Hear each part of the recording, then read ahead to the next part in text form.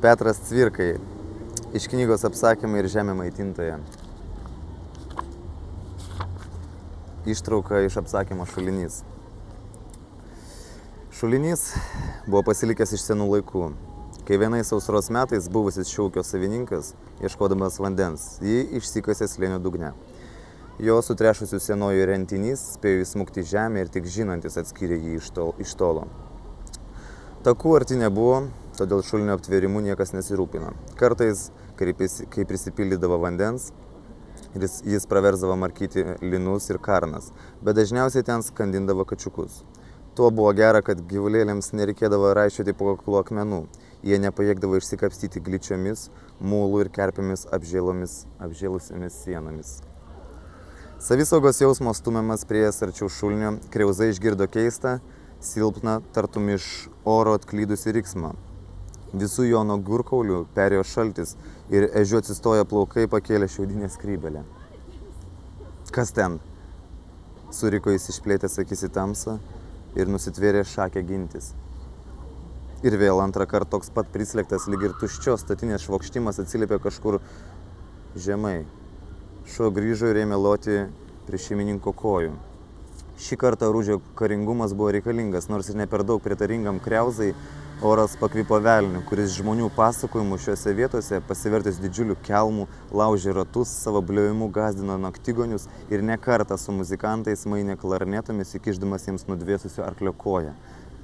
Gelbėkite! Pasiekė ausį šauksmas išėjęs iš šulinio. Kas ten? Kiek atsigavęs, tačiau dar ne visai atsikratęs baimės, paklausė Kriauza. Aš Mockus iš Papartyvui. Dabar žento baimė pakeitė ūmus piktis. Valkiojas įgirtas naktimis, ramybės žmogui neduoda. O kas liepia čia lysti? Per Baltakiją ir tako nerandi? Kad jį kur? Priėjo žentas prie rentinio. Gerai neišgirdęs ar apsidžiaugęs greita pagalba, tėvulytis ilgai šaukusių, užkimusių balsų subaubė. Gelbėkit, grimstu! Grimstu, atkartojo viršuje. Pakeltas šulinio dumblas stiprių tvaikų mušiai pasilenkusi uoslė. Dievas nubaudė, tėvelyt, tavo metose šitai po kalių rujas, per siūrį jau keliai, vieškeliai. Paleistuviai. Draugė su vandens ir dumbo pleškėjimu pažinęs žento balsą piktai suriko tėveliukas. Nacijų ateis skaityti skęstančiam žmogui. Ištrauk, galgonę! Kad šitaip tėvelė. Ir būk čia, ir maitinkis varliokais. Galvažudy, to jau sukriokė giliai po Kriauzos kojomis. Aš tave už tą šulinį pasodinsiu. Tu mane įstumiai, svietkus pastatysiu. Girdyti norėjai. Ištrauk! Žentas to jau paleido žemyn griausmingą savo atsakymą. Neišsipagirioji tėvelyti, Paminkik ten moliuką, o ir paminkik, matysim, ką rytoj gėdosi. Tėvelytis dar smarkiau nusikeikė, pagriebė sviedė aukštyn dumblo, bet krisdamas jis užlipino nelaimingą jam akis. Ir į pakartotinius šauksmus niekas neatsakė. Vieną akimirką pamatė save tėvelytis tysantį lyg žemai užmigusią varlę. Žiemų užmigusią varlę su vabalų nugraužtų veidų ir ne savo balsu suspegė, nagais kabindamas į slidžias, maurotas sienas. Mataušėlį, dovanok, ataušėlį, imk žemę, viską imk, mataušiuk. Ilgai gaudė šulinį verksmas, kol žalsvo dangaus kliaute vėl pasirodė žmogaus galva. Kilpa ir vilkas meilus, o duok jam valią. Netikiu tėvelyti, apgavai mane, žadėjai giraitį užrašyti, sukišai toms kalėms, žinau, kad sukišai. Mataušiuk, iškelk mane, ar tu nebijai pragaro, sakau, viską užrašysiu. Tik priimsite mane ant kampo amžių baigti, šalta, Mataušiuk. Šalta, žadėjai treigi kumelį, tu to pardavėjai, baronką pirkai, pasoga kaip sloga, iščiaudiu ir nepajutau. Mataušiuk, prieš tave melavau, prieš Dievą nemeluosiu, neilgai man gyvent. Tavo, viskas tavo, imk. Viršui tylėjo. Žaltytų, pražudysi dūšę. Pakilo baubimas ir vėl nusileido atgal į tamsią kiaurimę. žmonės, gelbėkite. Meluoji, vėl atsiliepė balsas ramus, kaip dangiškojo teisėjo, kuriam šią valandą negrėsė pavojai. Vekselį, sakėjai, pakasavosi, ką dvigubai išdaviau. Nepakasavojai, dar keiki, gal aš tave čia įgrūdau, Dievas nubaudė už paikystę. Virvutė kokia, Mataušiuk, atsinešk.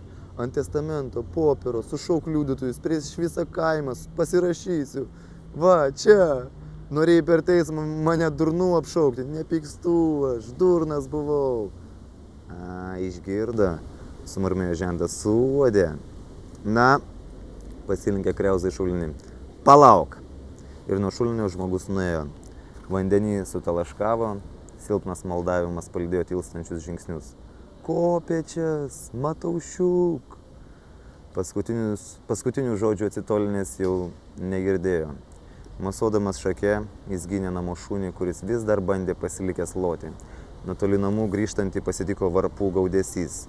Kriauza savo papratimu nusėmė skrybelę, persižegnojo ir nieko namams nesakęs, norėjo eiti iš priesvirinio pasiimti kopėčias, kai jo pakinkiai sudrebėjo.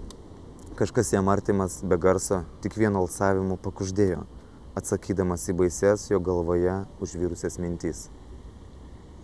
Kriauza, pats savęs nejausdamas, lyg per tirštą pievą žolę, įbrido į vidų, numetė skrybelę ir valdydamasis ne savo balsu, kaip jam atrodė, pasakė: šiaip taip užbaigiau, Dievas duos, rytoj susivešime. Bandžiusiai uždegti lempą merkščiai dusliai burtelio: mesk, niekas čia neskaito ir nerašo, atėjo miegas ir drėptis. Galite ir tamsoje prisiryti. Paskum, žybala muilai, iš kur tos pinigus peši? Tamsoje sušiušeno basų kojų padai ir greitai ant stalo kampo atsirado dubuo. Pasiskleidė šiltas bulbienės garas. Šeimininkas ilgą valandą žiūrėjęs pro langą į tamsą pakilo lyg iš miego pažadintas ir nematomiems kambarį pranešė: tegu ataušta, nueisiu tą šulinį užkalt. Pats vos neįsirioglinau. Ir gyvulys gali. Moteris matė, kaip su lentgaliais ir kirviu jis nuėjo į daubos pusę, daržiniai uždaręs šunį.